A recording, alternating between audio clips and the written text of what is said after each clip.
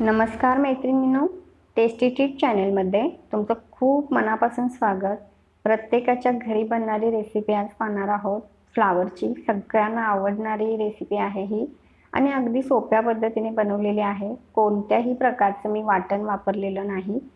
तर चला मग आपण रेसिपीला सुरुवात करूया। तर मी त्यासाठी एक 250 ग्रॅम होईल एवढा फ्लावर घेतलेला आहे आणि त्याचे छोटे छोटे पीस केलेले आहेत। तर तुम्ही त्याचे मोठे पीस ठेवले तरी चालेल। तर आता आपण ह्याला एका पातेल्यामध्ये पाणी घालून एक 10 मिनिटांसाठी भिजत ठेवायचं आहे। तर मी पाणी घेतलेलं आहे, त्याच्यामध्ये 1 चमचाभर मीठ घालायचं आणि त्याच्यात हे फ्लावर 10 मिनिटांसाठी ठेवायचा, म्हणजे फ्लावर एकदम स्वच्छ होतो। जर एखादा किडा वगैरे असेल तोही निघून जातो आणि फ्लावर एकदम स्वच्छ होतो। तर बघा, फ्लावर आपला स्वच्छ झालेला आहे, त्याला प्लेटमध्ये काढून घेऊया आणि ह्याला आपण आता शिजवून घ्यायचं आहे आधी।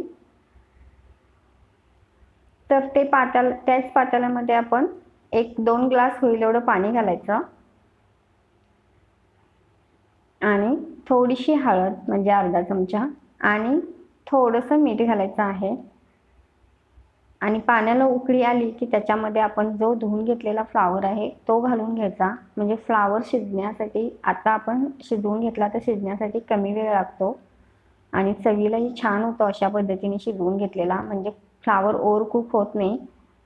तर मी 2 ते 3 मिनिटं फ्लावर शिजवून घेतलेला आहे। तर फ्लावरही आपला शिजलेला आहे बघा।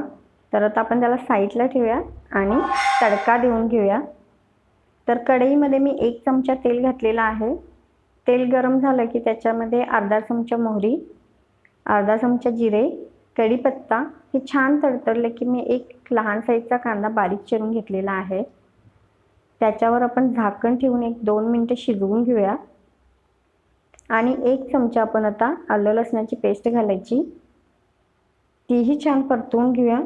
त्यानंतर एक लहान साईजचा टोमॅटो चिरून घ्यायचा आणि टोमॅटो घातल्यानंतर आपण त्याच्यामध्ये मीठ घालून घ्यायचं, म्हणजे टोमॅटो पटदिशी शिजला जातो। तर आता टोमॅटोही शिजलेला आहे, बघू शकता किती छान पद्धतीने शिजला। कोल्हापुरी लाल तिखट घालूया, मी 2 चमचे वापरलेला आहे। तुम्ही तुमच्या हिशोबाने तिखट ठेवा, जसं आवडेल तसं। आणि थोडंसं पाणी घालायचं आणि सगळा मसाला पण छान शिजवून घ्यायचा आहे।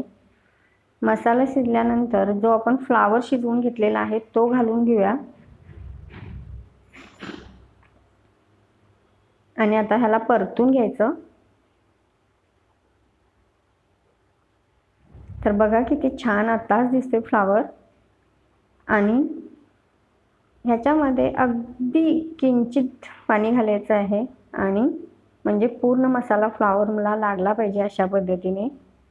आणि आता आपण थोडीशी कोथिंबीर घालायची। तर तुम्ही बघू शकता आपलं भाजी तयार आहे। तर आता आपण ह्याला गॅस बंद करूया आणि प्लेटमध्ये काढून घेऊया। तर तुम्ही ही भाजी चपातीसोबत, भातासोबत या भाकरीसोबत सुद्धा खाऊ शकता। किती छान झालेली आहे भाजी। तर तुम्हाला हा व्हिडिओ कसा वाटला ते कमेंटमध्ये नक्की सांगा। चॅनेलला सबस्क्राईब करा आणि व्हिडिओ शेवटपर्यंत नक्की पहा।